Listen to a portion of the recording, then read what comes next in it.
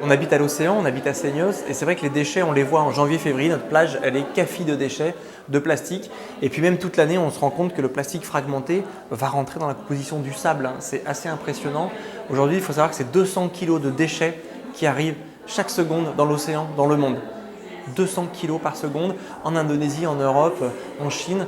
Et ces déchets circulent avec les gyres, parce que la Terre est ronde, la Terre est fermée. La grande circulation, c'est l'eau.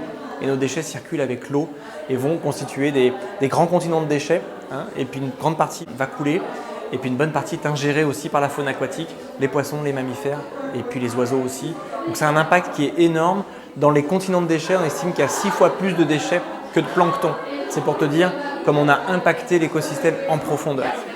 Nous, ce qui nous a convaincus de passer au zéro déchet, c'était une démarche très empirique, c'est-à-dire qu'on a travaillé pendant 15 ans pour des associations environnementales et on a vu les déchets dans l'écosystème.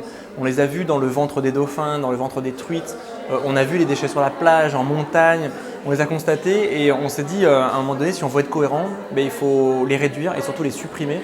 En fait, le déchet, c'est le symptôme d'une maladie qui est l'hyperconsommation dans laquelle on est aujourd'hui. Les déchets ménagers, c'est-à-dire nos 390 kg de déchets annuels, c'est la partie visible de l'iceberg. Et c'est ce qu'on a découvert nous, en s'attaquant aux déchets. En fait, on s'attaque aux causes et aux modes de consommation qui va avec. Et là, on est en train de faire de la limonade peau de banane aussi avec du kéfir. On réduit cette consommation-là, nos produits-là.